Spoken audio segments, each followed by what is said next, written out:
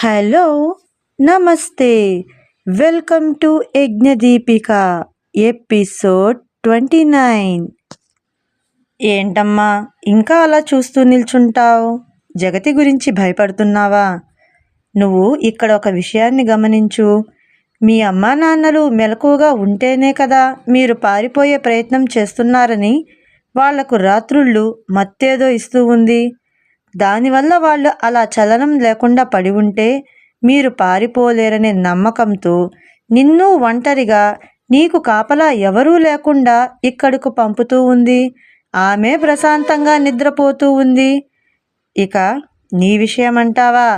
వాళ్లను వదిలి నువ్వు ఎక్కడికి వెళ్ళలేవనే ధీమా ఆమెకుంది. అర్థమవుతుందా? కాబట్టి నువ్వు యజ్ఞతో ఏ టెన్షను లేకుండా అలా వెళ్ళి ఇలా రావచ్చు. అందులోనూ నీకు ఇబ్బంది రాకుండా ఆ జగతి నీకు కేటాయించిన టైంకే నువ్వు తిరిగి గదిలోకి వెళ్ళేలా చేస్తాం. సరేనా? ఇక నువ్వు టెన్షన్ లేకుండా వెళ్ళిరా అంటూ చెబుతాడు ధను. సరే అంటూ సంశయంగానే తలూపుతుంది దీపిక. దీపిక ఒప్పుకున్నట్టేగా, పదండి పదండి అంటాడు వరుణ్. ఎక్కడికి అని అంటాడు దేవ్. అదే బావా, అందరం అలా తిరిగి వద్దామనుకున్నాంగా అంటాడు వరుణ్. అందరమా? అవును, అందరమే. అంతేలే. అవును, మన అందరం కలిసి వెళితే గాని ఈ చీకట్లో పొలాల్లో దిగినప్పుడు పంట పొలాలను పాడు చేసే పందులో పంది కుక్కలో మందగా వచ్చాయని పొలంలో వాళ్ళు మనపై రాళ్ళు రప్పలు విసిరి అక్కడి నుండి మనం భయంతో వీధులపై పరిగెడుతున్నప్పుడు దూరం నుండి చూసేవాళ్లకు మనం దొంగలమని, దీపికను ఆ డ్రెస్సులో చూసిన వాళ్లకు ఆమెను దెయ్యమని ఫిక్స్ అయ్యి తలా ఒకటి వేసిపోరు అని అంటాడు దేవ్. అవునా బావా?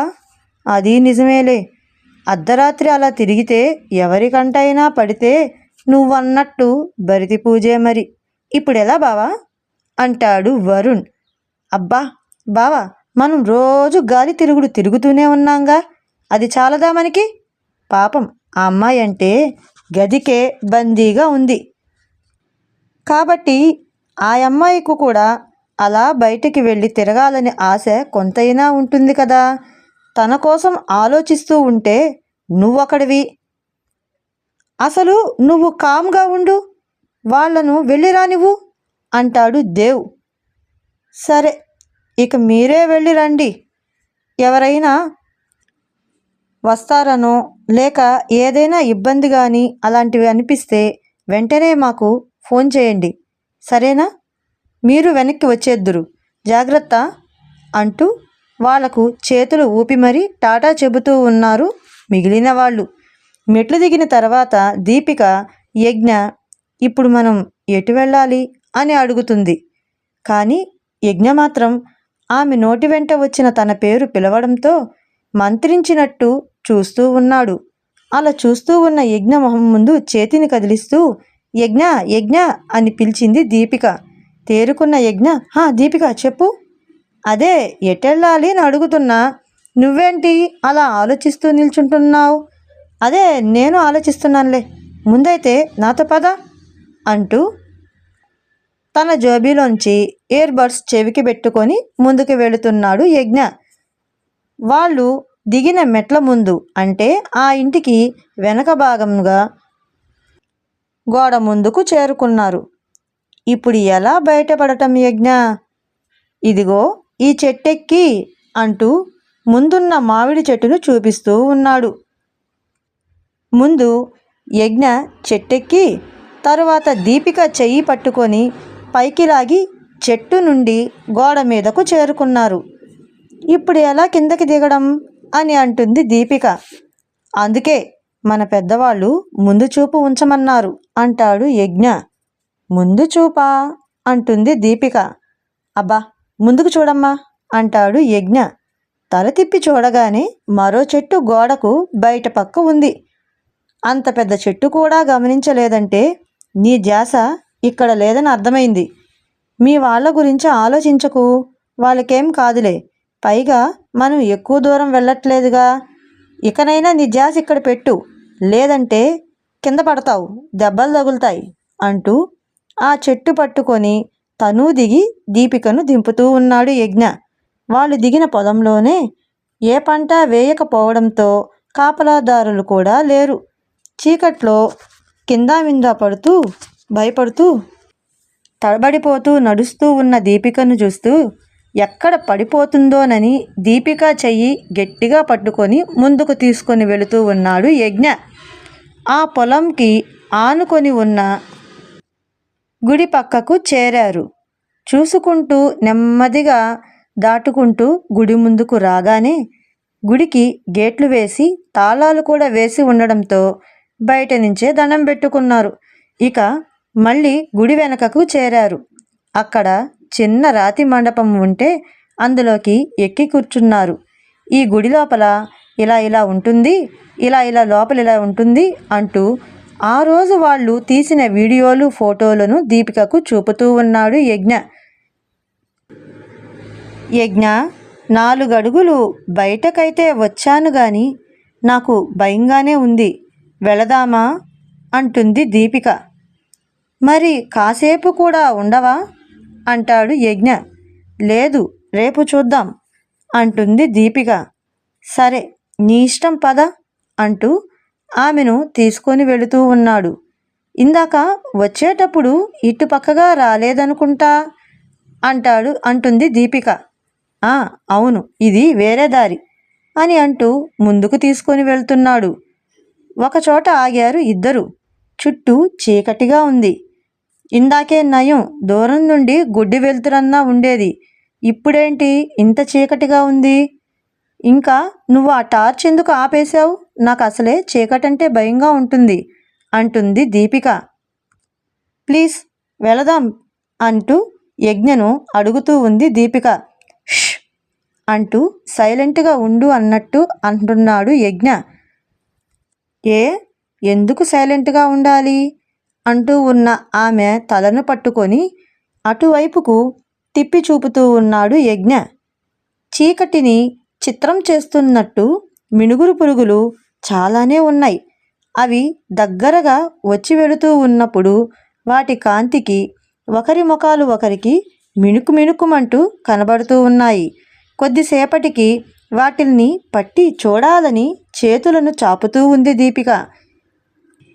ఆ మినుగురుల కాంతి ఆటలో టెన్షన్ తగ్గి దీపిక నెమ్మదిగా నవ్వుతున్నట్టు కనిపిస్తూ ఉంది.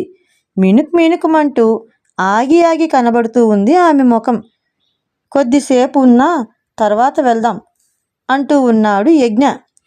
అవును, వెళ్ళాలిగా, తప్పదు అంటూ అక్కడి నుండి రావడం ఇష్టం లేకున్నా యజ్ఞ వెంట చెయ్యి పట్టుకొని తిరిగి ఎలాగో అలా ఇల్లు వచ్చి చేరుకున్నారు.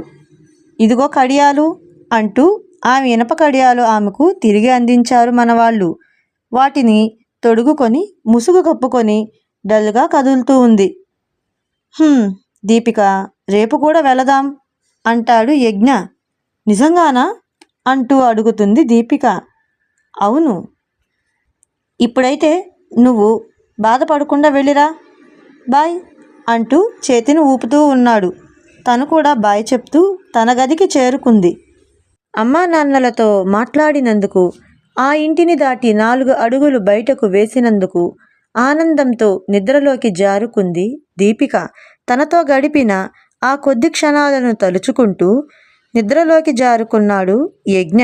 ఇక ఆ మరుసటి రోజు రాత్రి కూడా దీపిక రాగానే అమ్మా నాన్నలతో మాట్లాడి ఆమె కోసం చూస్తూ ఉన్న మనవాళ్ళ వద్దకు వచ్చి హాయ్ అంటూ పలకరించగానే మనవాళ్ళు కూడా హాయ్ అంటూ త్వరగా వెళ్ళి రండని యజ్ఞ దీపికలను పంపుతూ ఉన్నారు. నిన్నటిలానే ఇంటిని దాటి ఈరోజు ఎక్కడికి వెళుతున్నాం? ఇక్కడే దగ్గరేలే అంటూ ఒక చేనులో ఎత్తుగా వేసిన మంచె ఒకటి ఉంటే దానిపైకి వెక్కి అలా చుట్టూ చూస్తూ పైన ఆకాశంలోని అర్ధచంద్రుణ్ణి చూస్తూ చంద్రుని చుట్టూ ఉన్న చుక్కల కాంతికి చెంతకు చేరిపోతూ ఉన్న చల్లని గాలికి మనసు ప్రశాంతంగా అనిపిస్తూ ఉంది వాళ్లకు. జోబీలో నుంచి బిస్కెట్ ప్యాకెట్ తీసి దీపికకు ఇచ్చాడు యజ్ఞ. తీసుకో దీపిక, ఇంతకంటే ఇప్పుడు ఈ పల్లెటూరులో ఏం దొరకదులే అంటూ నవ్వుతూ ఇస్తున్నాడు. దీపిక కూడా నవ్వుతూ వాటిని తీసుకొని తింటూ ఉంది. యజ్ఞ, చూడు, కొన్ని కొన్ని చుక్కలు కలర్గా ఉన్నాయి కదా. అవును దీపిక. అటున్న చుక్కల్ని చూడు యజ్ఞ, గోల్డ్ కలర్లో మెరుస్తున్నట్టున్నాయి కదా. అచ్చు సూర్యకాంతి పడుతున్నప్పుడు వరిచేను మెరుస్తున్న వర్ణంలా ఉంది కదా అది. అవును దీపిక. ఇటు చూడు, ఇటు చూడు, పింక్లీ డింకిల్స్లా ఉన్నాయి కదూ, లేత తామర పువ్వు రేకు రంగుల్లా అంటూ వర్ణాన్ని వివరిస్తూ ఉంది దీపిక. నీకు కలర్స్ అంటే చాలా ఇష్టంలా ఉంది దీపిక. అవును యజ్ఞ, నాకు కలర్స్ అంటే చాలా ఇష్టం కాబట్టే కలర్స్తో ఆడుకోవచ్చని నేను పెయింటింగ్ కూడా నేర్చుకున్నా. కాకపోతే నా జీవితంలో రంగులు దూరమయ్యేలా ఉన్నాయి అంటూ బాధపడుతూ ఉంది. ఏంటి దీపిక, బాధపడుతున్నావా?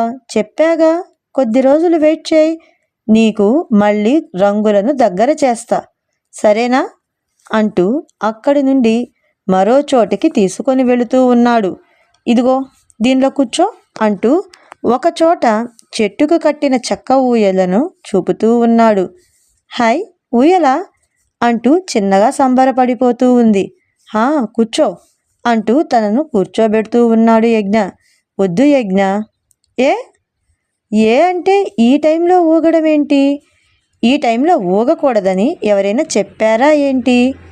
అది కాదు యజ్ఞ, ఎవరైనా చూస్తారు. చూస్తే ఏం కాదులే, ఇంకా భయపడి పారిపోతారు. భయపడ్డం ఏంటి? ఏముంది, పాత సినిమాల్లో దెయ్యాలు ఇలా వైట్ డ్రెస్ వేసుకొని అర్ధరాత్రుళ్ళు ఊయలు ఊగుతాయన్నట్టు జనాల్లో ఒక అపోహ ఎలానూ ఉందిగా. కాబట్టి నువ్వు అలా ఊగావంటే నీ డ్రెస్సు చూసి నిజంగా దెయ్యమని దూరంగా పారిపోతారులే గాని నువ్వు వాటి గురించి ఆలోచించక ముందు ఊగు అంటూ ఆమెను కూర్చోబెట్టి నెమ్మదిగా ఊయలలను ఊపుతూ ఉన్నాడు. చూశావా యజ్ఞ, జగతిగారు చేసిన ఈ వైట్ డ్రెస్ గొడవ మనకు ఇలా యూజ్ అవుతూ ఉంది అంటుంది దీపిక. మరే, నీకు విషయం తెలుసా? నిన్ను వరుణు మొదటిసారి చూసి ఇలా భయపడ్డాడని, వాణ్ణి దేవ్ ధను ఆట పట్టించారని, అలా వాళ్ళు గడిపిన ఆ సరదా క్షణాలు చెప్పి దీపిక టెన్షన్ని దూరం చేసి మరింత నవ్వించే ప్రయత్నం చేస్తూ ఉన్నాడు. దీపిక కూడా వరుణ్ దేవులు భయపడ్డ ఆ అవస్థని తలుచుకుని నవ్వుకుంటూ ఉంది. ఇక చాలు యజ్ఞ అంటూ ఊయల దిగి ఇక అవి ఇవి అంటూ మాట్లాడుకుంటూ మధ్య మధ్యలో తనని నవ్విస్తూ ఆమె ఇష్టాయిష్టాలు మరింత తెలుసుకుంటూ ఉన్నాడు యజ్ఞ. యజ్ఞ, నీతో మాట్లాడుతూ ఉంటే టైం కూడా తెలియట్లేదు. ఇప్పుడు తిరిగి అక్కడికి రావాలని లేదు, కానీ తప్పదుగా, వెళ్ళకుంటే అందరం ఇబ్బందుల్లో పడతాం అంటూ అడుగు ముందుకు పెట్టిన దీపిక కాలికి ముళ్ళు గుచ్చుకొని అబ్బా అంటూ కాలిని పైకి మడిచి తను పడకుండా యజ్ఞ భుజంపై చేతిని ఉంచి మరో చేత్తో తన కాలిని పట్టుకుంది. ఏమైంది దీపిక? ఏం లేదు యజ్ఞ, ముల్లేదో గుచ్చుకున్నట్టుంది. అవునా, ఉండు నువ్వు అంటూ ఆమెను కాలు కింద పెట్టనివ్వకుండా తనని ఎత్తుకొని ఒక రాతిపై కూర్చోబెట్టి ఆమె పాదాన్ని పట్టి ముళ్ళును తీశాడు. అబ్బా అంటూ అరవడంతో అయిపోయింది, తీసేశాను, ఇక నొప్పి ఉండదులే అంటూ ఆమె చెయ్యి పట్టుకొని జాగ్రత్తగా తిరిగి ఇంటికి తీసుకొని వెళ్ళాడు. ఇక తన గదికి చేరిన దీపిక ఇక తన గదికి వెళ్ళక తప్పదా అన్నట్టు ముఖం పెట్టి అక్కడి నుండి నెమ్మదిగా అడుగులు వేయలేక వేస్తూ ఉంది దీపిక. ఇదిగో చెల్లమ్మ, ఇప్పుడు వెళితేనే రేపు మళ్ళీ రాగలవు, అప్పుడు మళ్ళీ అలా బయట తిరగలవు, కాబట్టి ఇప్పుడు లేట్ చేయకుండా వెళ్ళమ్మా అంటాడు దేవ్. నీకేం చెప్తావన్నయ్య, మీరు పగలంతా అలా తిరిగొస్తారు, మరి నేను ఇప్పటికీ వెలుతురులో ప్రపంచం చూసి ఎన్ని రోజులవుతుందో తెలుసా, నాకు బోర్ కొడుతుందిగా అంటుంది దీపిక ఏడుపు ముఖం పెట్టి.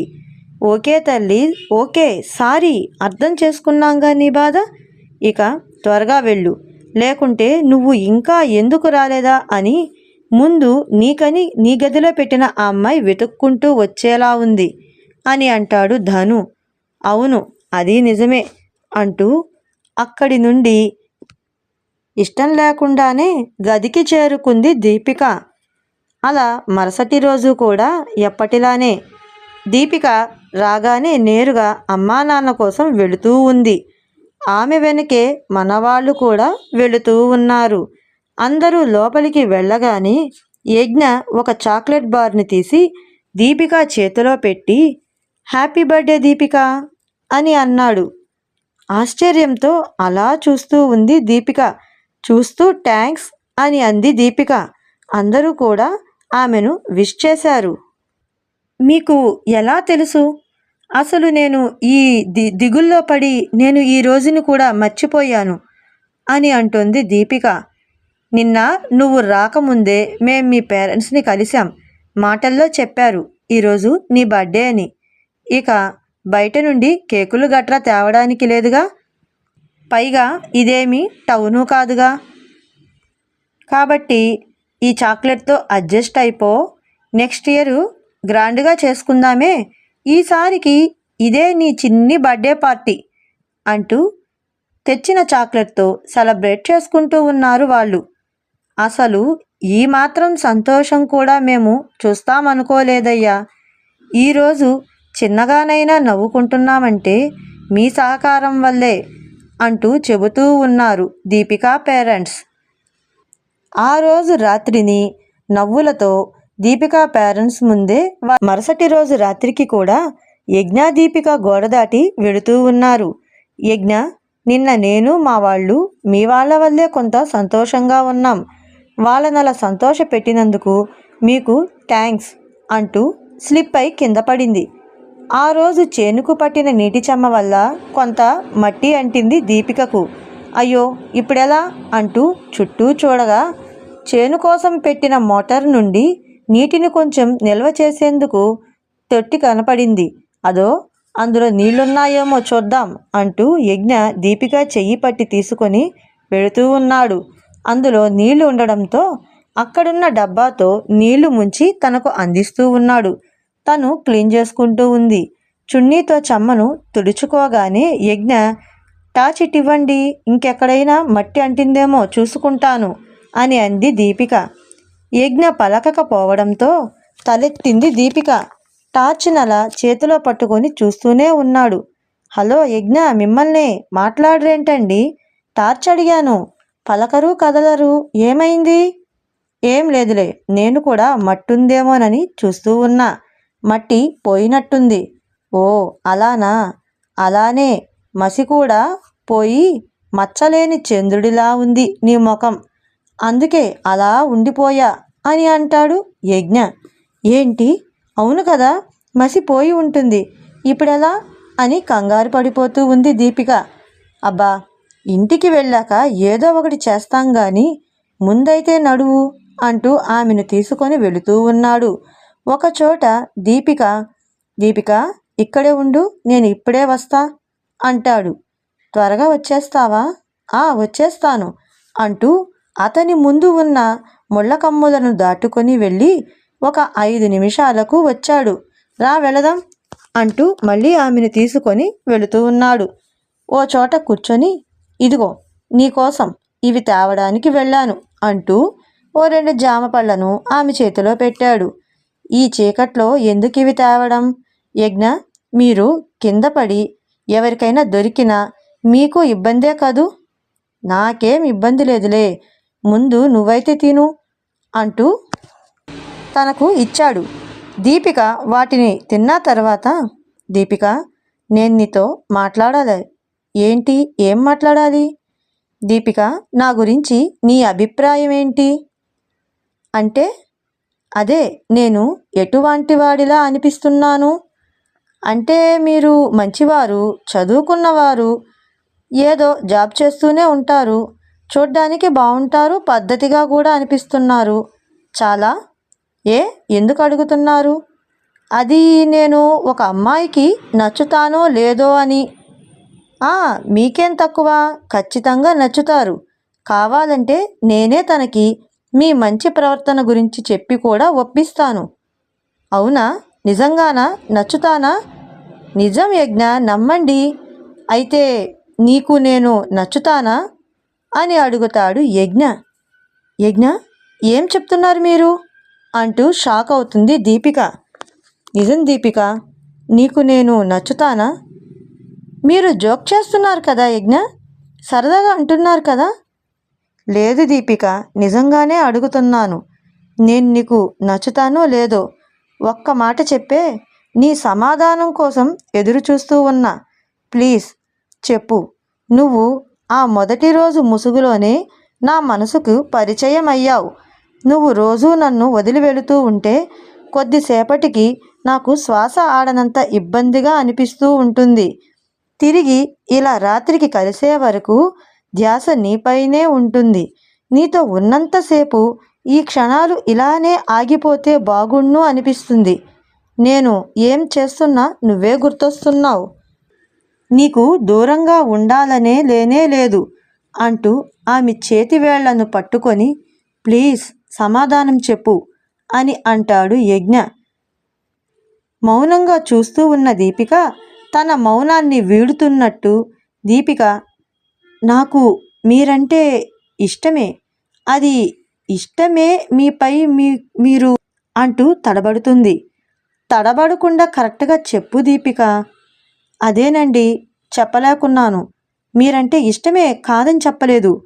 ఆ ఇష్టం మీరు మాకు తోడుగా ఉంటున్నందుకు వల్ల అభిమానమేమో. నాకు అర్థం కావటం లేదు, బయట పడలేకపోతున్నాను. మీరన్నట్టు నాకు కూడా మిమ్మల్ని వదిలి గదికి వెళ్ళేటప్పుడు చాలా ఇబ్బందిగా, బాధగా ఉంటుంది. గదిలోకి వెళ్ళాక మీతో మాట్లాడిన మాటలే గుర్తుకొస్తూ ఉంటాయి.